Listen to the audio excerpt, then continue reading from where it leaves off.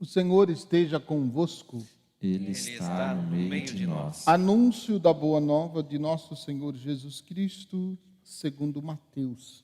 Glória a vós, Senhor. Naquele tempo apresentaram a Jesus um homem mudo, que estava possuído pelo demônio. Quando o demônio foi expulso, o mudo começou a falar.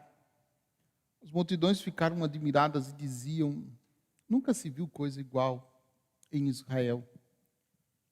Os fariseus, porém, diziam: é pelo chefe dos demônios que ele expulsa os demônios. Jesus percorria todas as cidades e povoados, ensinando em suas sinagogas, pregando o evangelho do reino e curando todo tipo de doença e enfermidade. Vendo Jesus as multidões, compadeceu-se delas, porque estavam cansadas e abatidas como ovelhas que não têm pastor. Então disse aos seus discípulos: a messe é grande, mas os trabalhadores são poucos. Pedi, pois, ao dono da messe que envie trabalhadores para a sua colheita. Palavra da salvação. Glória a vós, Senhor. Que as palavras do Santo Evangelho perdoem nossos pecados. Assim seja. Podem sentar um pouquinho.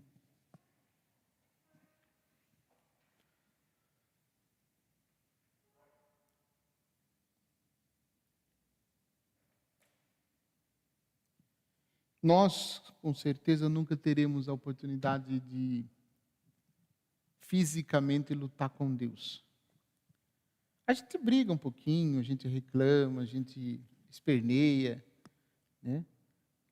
Às vezes a gente fala, né, a Deus na nossa oração com um pouco mais firme, se dá o direito, né, de falar a Deus algumas coisas mais sérias da nossa vida de uma forma mais séria. Claro que nunca desrespeitosa, mas às vezes a gente se dá esse direito. Mas lutar fisicamente com Deus, acho que não teremos essa graça, né? Jacó teve essa oportunidade.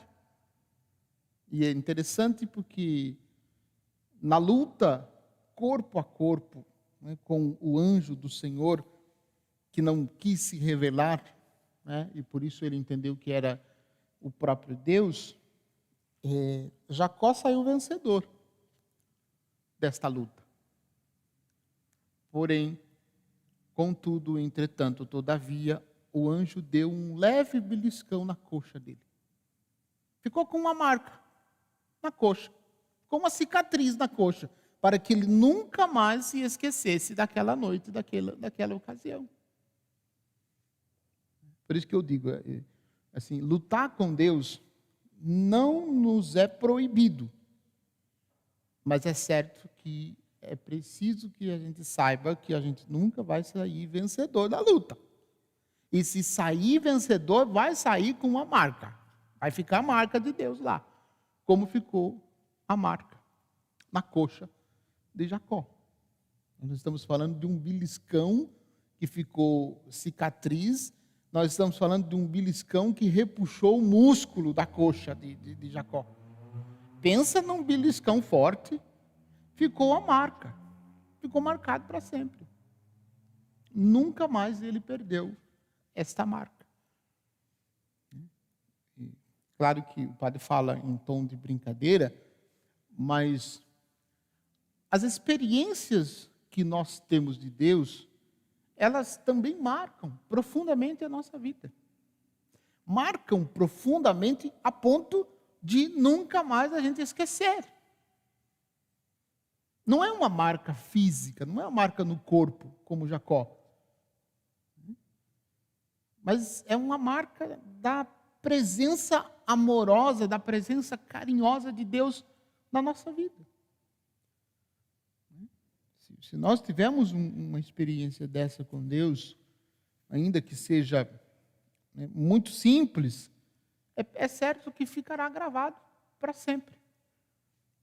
E é justamente essa lembrança, né, desta presença que vai nos dar, né, elementos para a gente continuar caminhando, para a gente continuar experimentando as promessas de Deus, para a gente continuar experimentando as bênçãos de Deus, como Deus realizou na vida de Jacó. No Evangelho, 3 observações que penso ser necessárias. Versículo 32. Apresentaram a Jesus um homem mudo que estava possuído por um demônio. Quando o demônio foi expulso, o mudo começou a falar. Isso é uma coisa impressionante. A autoridade que Jesus tem sobre os demônios. Aparece no Evangelho de Mateus alguns textos. No Evangelho de Marcos, esses relatos são mais frequentes. A observação que quero fazer aqui nesse ponto é: muitas pessoas, até mesmo de dentro da igreja, até mesmo padres e até mesmo bispos, acabam ensinando ou afirmando que o demônio não existe. O que não existe pessoas influenciadas pelo demônio. O que isso primeiro, que é uma contradição, e segundo, que é uma negação daquilo que está no Evangelho. Porque nós vemos vários relatos da existência do demônio e dos exorcismos, da libertação, da autoridade que Jesus exercia, e podemos dizer ainda no presente, exerce sobre os demônios.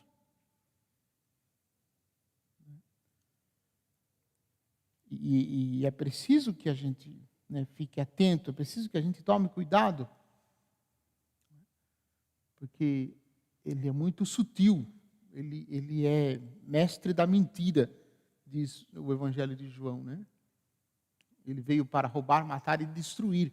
Então, ele seduz, ele engana com facilidade, numa sutileza, uma sutileza que às vezes parece coisa boa. Claro que não será coisa boa pelos frutos. Pelos frutos a gente vai observar que não é coisa boa. Mas é importante a gente ficar atento e não se distrair, porque ele tenta nos enganar, ele tenta nos seduzir. Jesus expulsou o demônio de um homem, de uma pessoa. E esta pessoa passou, então, a seguir os passos de Jesus. Depois eles tentam justificar o porquê disso, mas o que quero chamar a atenção, justamente para diferenciar. Versículo 35. Jesus percorreu todas as cidades e povoados, ensinando em suas sinagogas, pregando o evangelho do reino, curando todo tipo de doença e enfermidade. Alguns dizem, no comentário anterior, que a figura do demônio é aplicada também às enfermidades. E aqui nesse texto está bem claro a distinção. Uma coisa é o exorcismo que Jesus realizou, outra coisa é a cura dos enfermos, que ele também realizou, que está presente no mesmo texto. O finalzinho disso, esse segundo ponto, onde ele percorria todas as aldeias das sinagogas e sinagogas, povoados e sinagogas, pregando o evangelho do reino, curando todo tipo de doença e enfermidade. Então, as enfermidades conhecidas e as enfermidades desconhecidas, ele também curava, curando todo o tipo de enfermidade. Por quê? Porque o desejo de Jesus sempre foi libertar o homem para que o homem pudesse buscar, servir e adorar a Deus. Por isso, então, ele realizava essas curas. E o terceiro ponto que me chama a atenção, por estar na mesma sequência, o versículo 37 e 38. A messe é grande, mas os trabalhadores são poucos. Pedi, pois, ao dono da messe que envie trabalhadores para a sua colheita. E me parece que agora, por conta da pandemia, né, esta realidade, esta frase de Jesus, ela tem ainda um pouco mais de força. Ela já é forte por si mesma, mas agora, né, nesse tempo, ela se torna ainda mais forte. A messe continua sendo grande e os operários continuam sendo poucos. Pedi, pois, ao dono da messe que mande trabalhadores para a colheita. Num processo dinâmico, num processo, né, contínuo e permanente. Nós precisamos, mais do que nunca, nós precisamos anunciar o Evangelho. Nós precisamos de anunciadores, de missionários, de testemunhas, que testemunhem com a própria vida a presença de Jesus. E isso continua sendo urgente nos dias em que nós vivemos, nas dificuldades que nós enfrentamos. Nós estamos celebrando hoje Santa Maria Gorete. Santa Maria Gorete é razoavelmente perto de nós, né? Perto. Ela nasceu no ano de 1890. Por isso que é perto. É um pouco mais de 100 anos, né? Pouco mais, né? Mas 1890, uma família de camponeses com dificuldades, etc., migrando de aldeia para aldeia na Itália, na busca de uma vida melhor.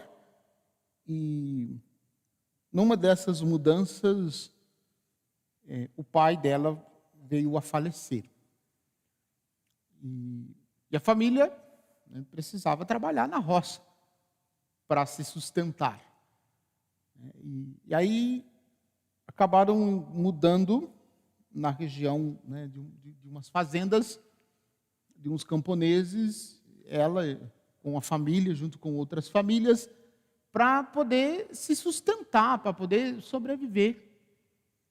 Né? E a mãe sempre ensinou para os filhos, né? Se não me engano, ela tinha 7 ou 8 filhos, né? E Maria Gorete era a maior dentre eles. Então, enquanto a mãe estava na roça, a menina ficava em casa, cuidando das outras crianças. E um filho de um camponês, né, de um dos fazendeiros, de nome Alexandre, se interessou por ela e se engraçou com ela e quis que ela fosse sua namorada, né, entre aspas, sua namoradinha. E ele tentou várias vezes, e todas as vezes ela dizia que não, porque ia desagradar a Jesus e que ela não poderia fazer isso, fazer o que ele queria. De modo que ele ficou muito revoltado pelas insistências, né, e ele tentou violentar ela. E ela manteve-se firme, dizendo que não, e ele, revoltado com ela, esfaqueou ela. Deu várias facadas, né? Acho que foram 12 ou mais facadas, né? E ela, mantendo-se firme, dizendo que não podia fazer o que ele queria que ela fizesse, porque isso desagradava a Jesus e ia levá-lo para o inferno. E aí ele, revoltado, né, não aceitando o não da menina, esfaqueou ela. E aí ela, no leito de morte, ela confessa para a mãe que era desejo do coração dela ver Alexandre no céu. Ela não queria que Alexandre se perdesse por conta desse pecado. Resulta que Alexandre veio a falecer, veio a ser preso, né? E na prisão, o soldado, depois que Alexandre pediu perdão, 12, e na praça de São Pedro, com mais de 400.000 pessoas, Alexandre estava lá, já convertido, junto com a mãe de Santa Maria Goretti, e a mãe também a perdoou, né, perdoou esse Alexandre, né, porque Maria Goretti havia pedido no leito. Morreu para defender a pureza. Morreu um mártir para não ceder, né, aos caprichos de Alexandre. E com este testemunho de fé e de amor que ela tinha para com Jesus, ela conseguiu também a conversão de Alexandre. Aquilo que ela havia dito para a mãe, né, que ela gostaria de ver Alexandre junto com ela no céu, certamente aconteceu. E aconteceu pela força do martírio de Santa Maria Goretti. Então, eu aconselho e incentivo, né, indique essa história para os filhos adolescentes, para as filhas adolescentes de vocês, quem sabe para as netas, né, indique, né, porque é um testemunho de fé maravilhoso, testemunho de fé maravilhoso, né, e de uma virtude heróica fora do comum, né? E repito, não é tão distante da gente, né? Não é tão distante da gente. Então, que a gente possa, seguindo o exemplo desta extraordinária jovem, mártir, santa, seguir os passos de Jesus e amá-lo de todo o coração, para que todas as pessoas possam conhecer Jesus e seguir os seus passos. Louvado seja nosso Senhor Jesus Cristo, para sempre seja louvado. Irmãos, na memória de Santa Maria Goretti, que seguiu a